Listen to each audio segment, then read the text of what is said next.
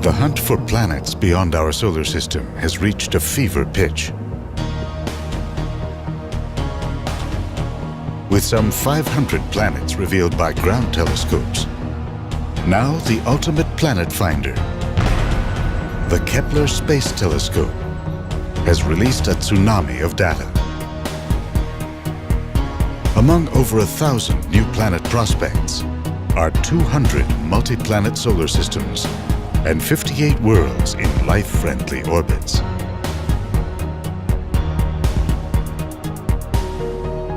They're all within a narrow window on the sky the size of your hand. That's why this may be the tip of the iceberg in a galaxy that's literally crawling with planets. Scientists are now beginning to envision what these worlds are like, with atmospheres, oceans,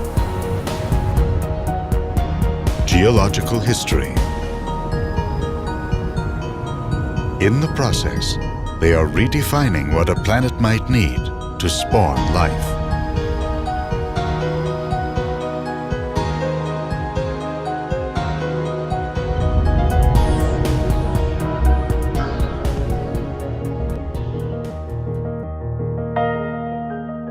On a clear night, far from city lights, you can see around 2,000 stars with your eyes.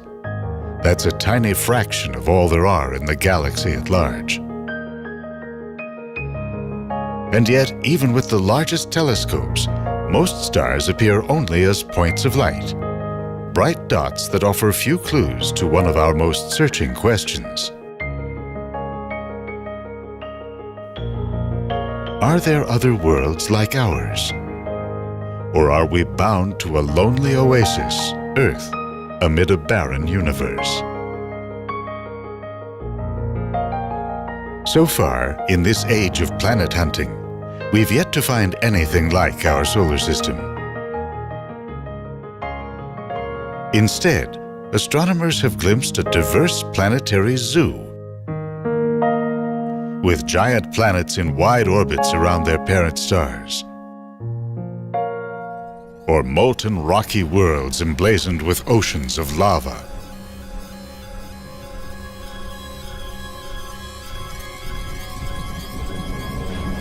These finds have added new complexity to theories of how solar systems emerge in the birth of a star. As dust and gas swirl into the newborn star, they form a protoplanetary disk.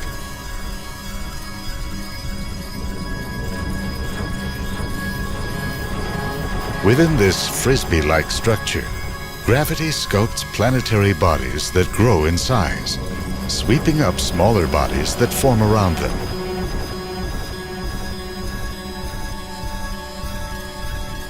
Current theory holds that giant planets forming on the periphery commonly migrate into the inner solar system. This confirms the observation of so-called hot Jupiters orbiting perilously close to their parent stars.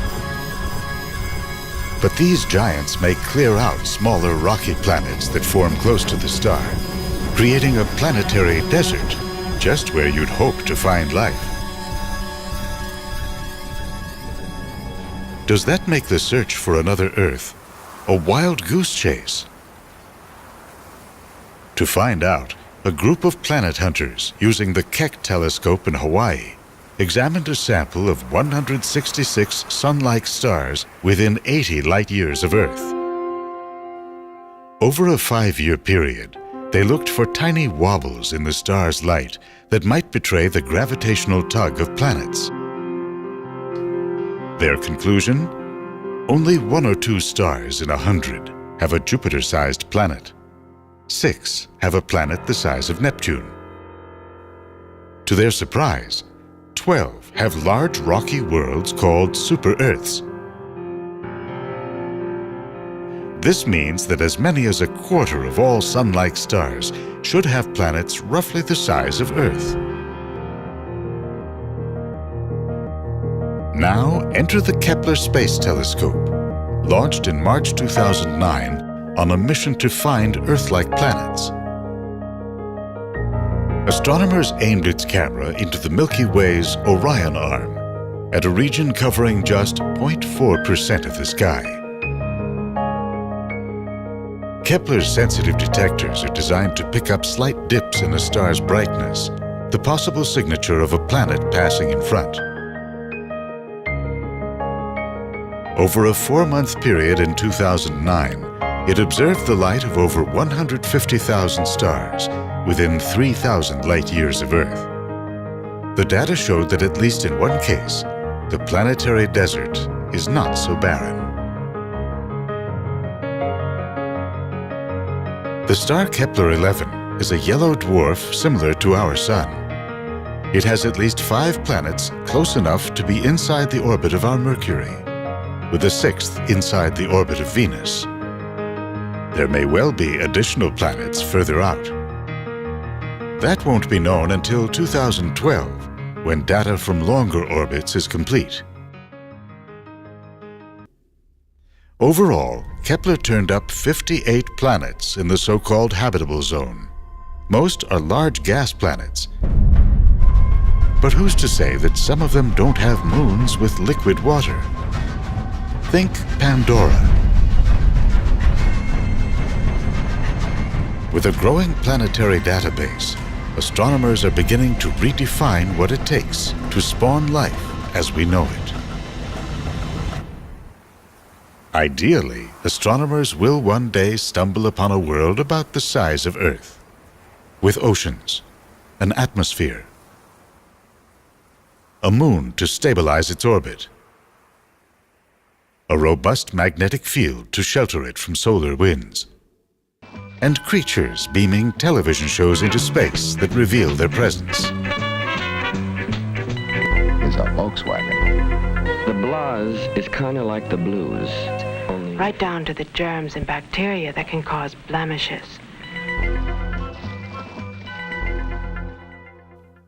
Until then, the most fertile ground for finding life turns out to be a long overlooked class of stars.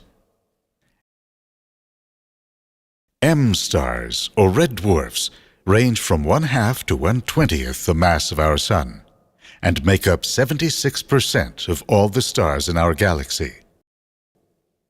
The most famous is in the southern constellation of Libra, just 20 light-years away, called Gliese 581. A team of French and Swiss astronomers had been studying its light from a telescope in the mountains of Chile. They noticed a slight jitter, the gravitational tugging of planets. From this so-called radial velocity, they deduced the presence of Gliese 581b, a planet with 16 times the mass of Earth. At a distance of only 6 million kilometers, it's bound to be very hot. Then came planet C, with an orbit of 11 million kilometers, still too hot.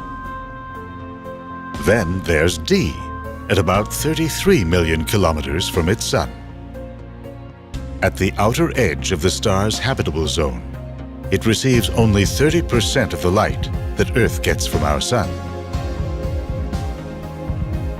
Compare it to Mars, where surface temperatures average around -59 degrees Celsius. Astronomers suspect that planet D is an icy world that migrated in from the outer solar system. It's too extreme to be of interest to SETI, the search for extraterrestrial intelligence, but not to a group called Active SETI. Hoping to hasten contact, the social networking site Bibo, in collaboration with a Russian radio astronomer, used a dish in Ukraine to beam 500 text messages to Gliese 581. Another group used the Deep Space Communication Complex at Tidbinbilla, Australia, to beam 25,000 messages. It's not interstellar spam. Think big, said the messages. We come in peace. And dare to dream. It'll take 20 years to get there, and 20 more to find out if the aliens hit the like button. or if they need help.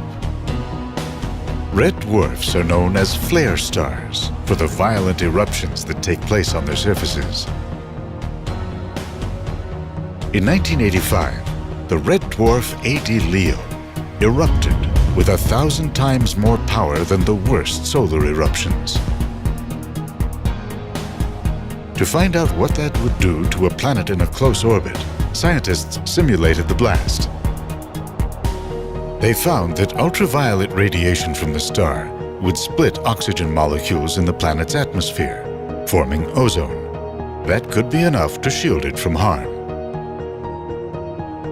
Studies like this are prompting scientists to redefine just what they mean by habitable zone.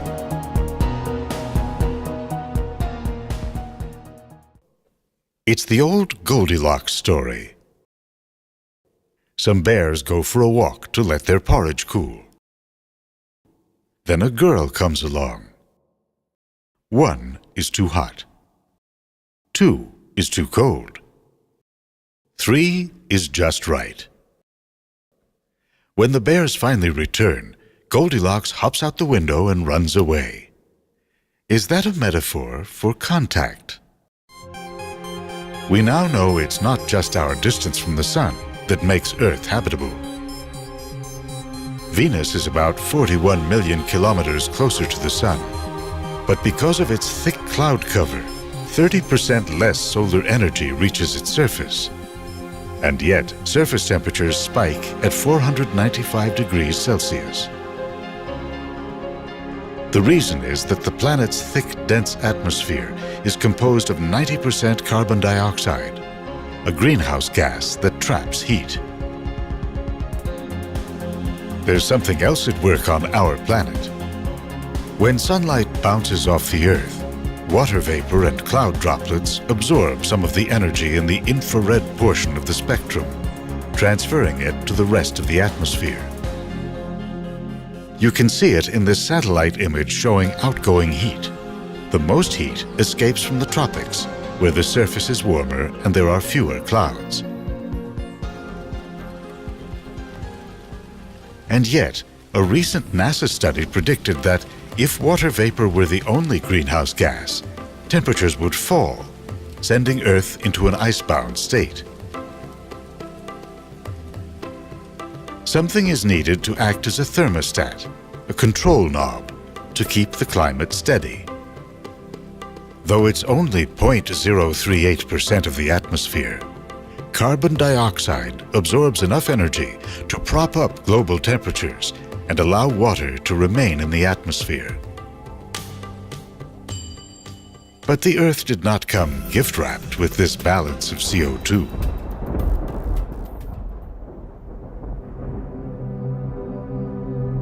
In its early days, the Earth would have released enormous amounts of heat from its core.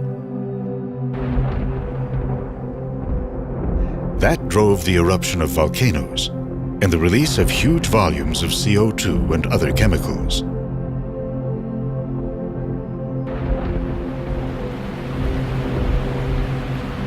In time, some CO2 was removed by chemical reactions between silicate rocks and water, a process called weathering, and washed into the sea. Another crucial factor came into play. Down at the margins of hydrothermal vents, organic molecules gave rise to primitive life forms known as prokaryotes. Other primitive forms evolved with the ability to take in carbon dioxide and emit oxygen in the process of photosynthesis. The ability to cycle carbon in and out of the atmosphere is perhaps the highest bar that an alien planet must reach to be called Earth-like. So far, the closest we've come to that is a planet called Gliese 581g.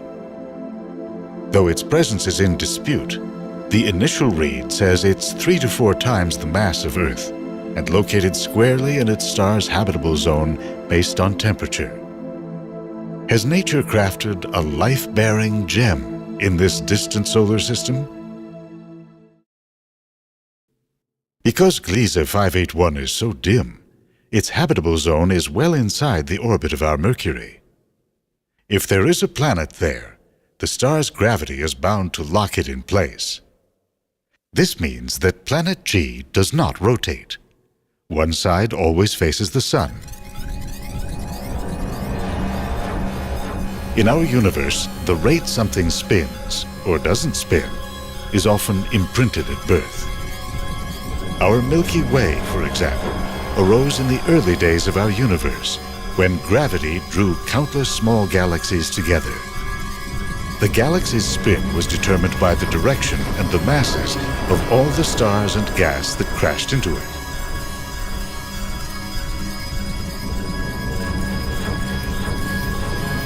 At the center of the galaxy is a supermassive black hole that rotates once every 17 minutes based on the timing of flares on its event horizon. The spin record for a neutron star is 1,122 times per second based on the timing of radio emissions. It's like a skater twirling on the ice. As she draws her arms in, she spins faster. Most planets in our solar system spin in a counterclockwise manner if you're looking down on their north poles. The exceptions are Uranus, with a reverse spin every 17 hours, and Venus, once every 243 Earth days. One way to imagine a locked planet is to take away Earth's rotation. The planet weighs 6 billion trillion tons and spins at just over 1,000 miles per hour at the equator. To stop it would take no less than a planetary collision of the kind that probably knocked Uranus and Venus off kilter.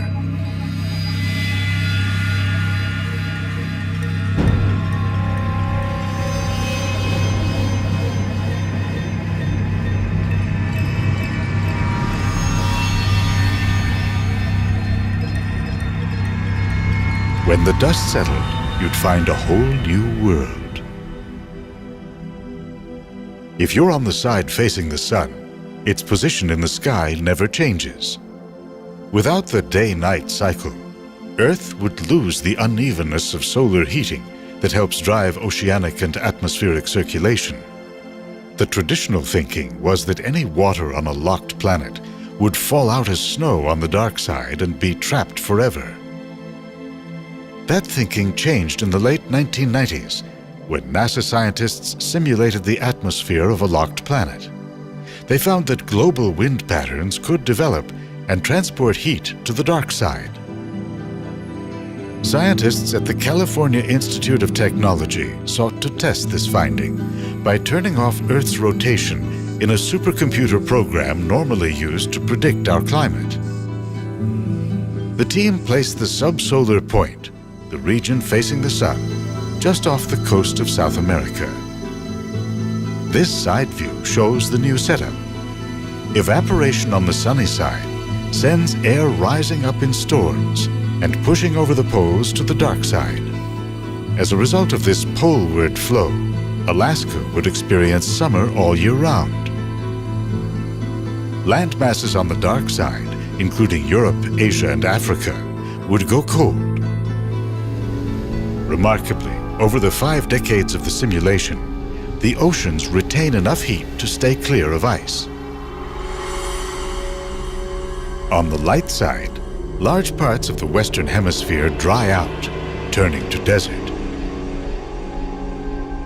But if you pitch your tent at the subsolar point, you'd find a hot and rainy climate that resembles this place, the island of Kauai in Hawaii.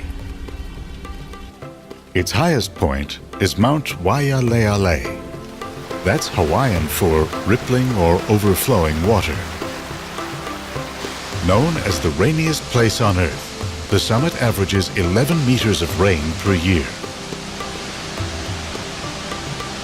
How would a place like this adapt to sunlight all the time? Plants depend on light to drive photosynthesis, a process that combines CO2 with water to produce sugars needed for growth. They use the day-night cycle to maximize this process, to tune their growth rates and take in more carbon dioxide. But in polar regions, some plants are known to thrive in periods of extended sunlight in summer. So if you take away the night, the chances are that life could adapt.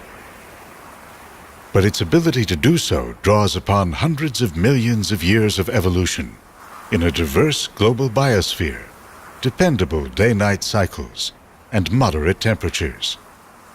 The question is whether complex plant and animal life could evolve in the first place on a locked planet. Gliese 581g is already a marginal candidate for life.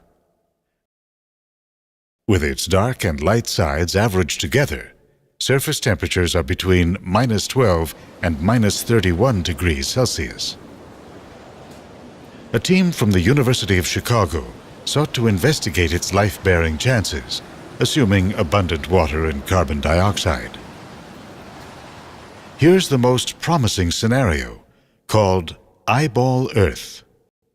Open ocean at the subsolar point is surrounded by ice.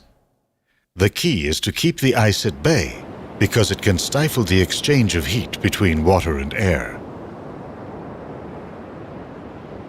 What could tip the balance is the presence of land.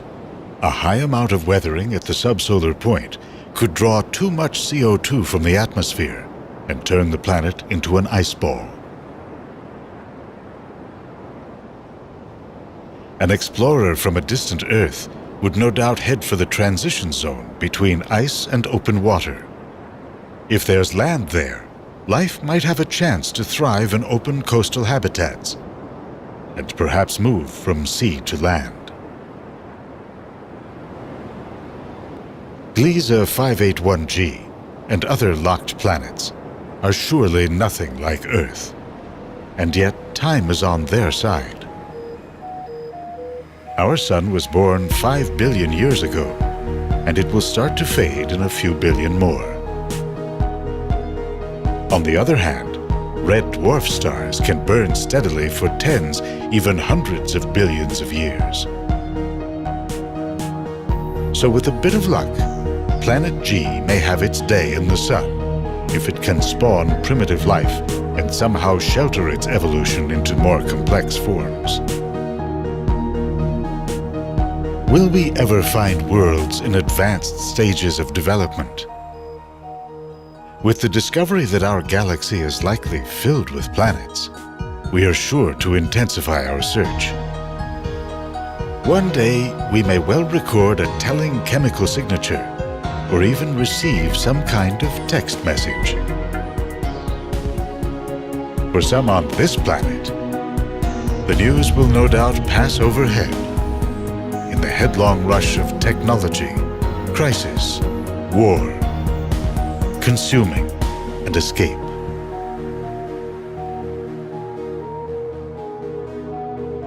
For others, that day will be filled with humility and wonder in the knowledge that our world is not alone.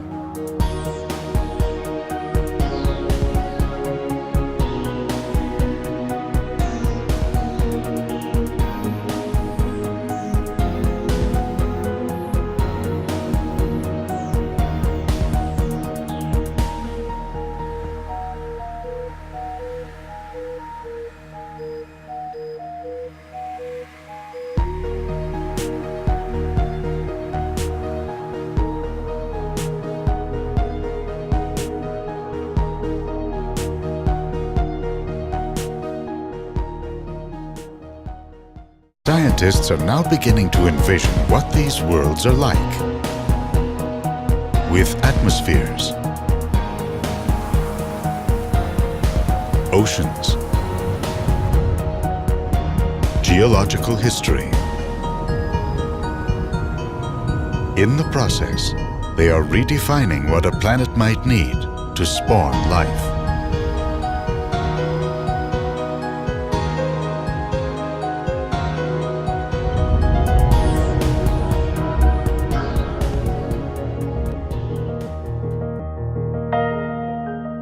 On a clear night, Far from city lights, you can see around 2,000 stars with your eyes. That's a tiny fraction of all there are in the galaxy at large. And yet, even with the largest telescopes, most stars appear only as points of light. You'd hope to find life. Does that make the search for another Earth a wild goose chase? To find out, a group of planet hunters using the Keck telescope in Hawaii examined a sample of 166 sun-like stars within 80 light-years of Earth. Over a 5-year period, they looked for tiny wobbles in the star's light that might betray the gravitational tug of planets. Their conclusion? Only 1 or 2 stars in 100 have a Jupiter-sized planet. 6 have a planet the size of Neptune. To their surprise, 12 have large rocky worlds called super-Earths. This means that as many as a quarter of all sun-like stars birth of a star.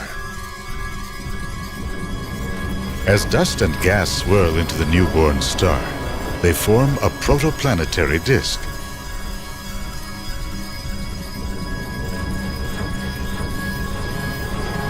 Within this frisbee-like structure, gravity sculpts planetary bodies that grow in size, sweeping up smaller bodies that form around them.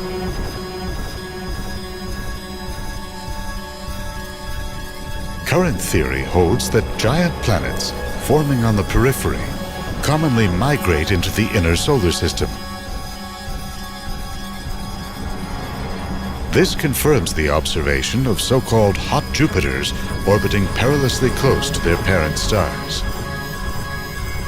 But these giants may clear out smaller rocky planets that form close to the star, creating a planetary desert just where light dots that offer few clues to one of our most searching questions. Are there other worlds like ours? Or are we bound to a lonely oasis, Earth, amid a barren universe? So far, in this age of planet hunting, we've yet to find anything like our solar system. Instead, astronomers have glimpsed a diverse planetary zoo, with giant planets in wide orbits around their parent stars, or molten rocky worlds emblazoned with oceans of lava.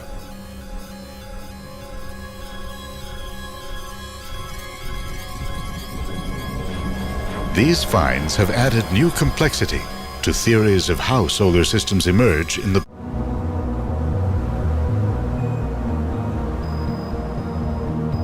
The hunt for planets beyond our solar system has reached a fever pitch. With some 500 planets revealed by ground telescopes, now the ultimate planet finder, the Kepler Space Telescope, has released a tsunami of data. Among over 1,000 new planet prospects are 200 multi-planet solar systems and 58 worlds in life-friendly orbits.